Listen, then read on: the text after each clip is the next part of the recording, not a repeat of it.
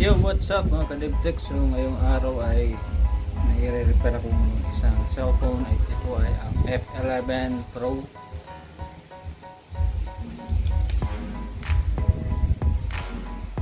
So ang sira nitong F11 Pro ay LCD at saka itong camera nitong itong nasa taas na camera. So yan, kung may mga ganito kayong sirang cellphone, pwede nyo po yung ganun dito at baka ma-check up.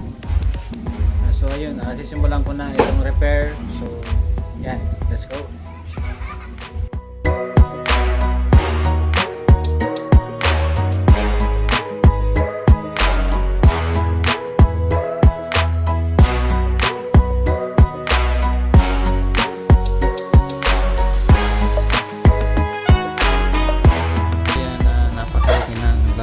Cellphone na to.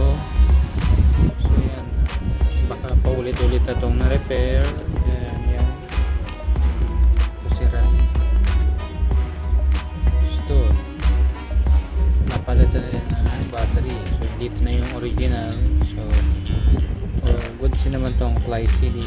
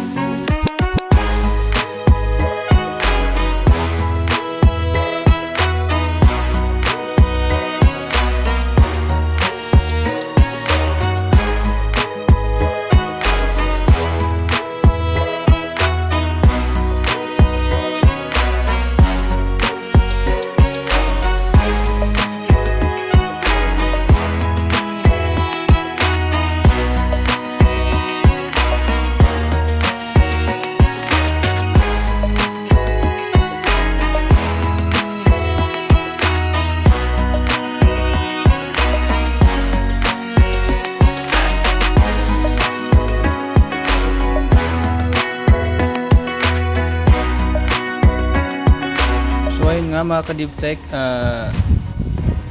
sabay-sabay nating i-test. Ayan, panoorin nyo, kung sigurado bang gagana yung camera. Nakikita nyo na rin na okay na yung screen.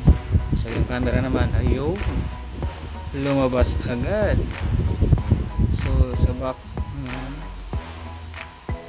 so malinaw pa sa malinaw. Yun lang, nagbibideo, picture pala. Yan. So yan, all goods na mga kadibtek. So yan, yan yung camera ng Oppo F11 Pro. So isasara ko na lang at all goods na to. Okay.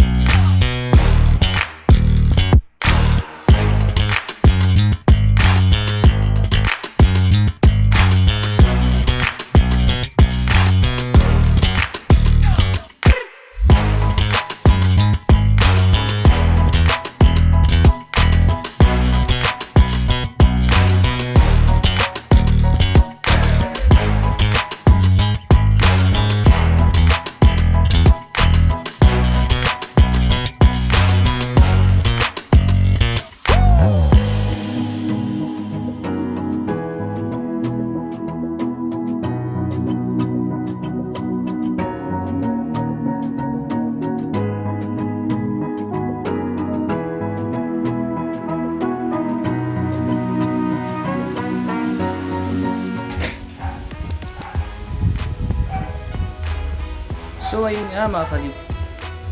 So natapos din mga kaliptek. So yun, nagulo pati buhok ko.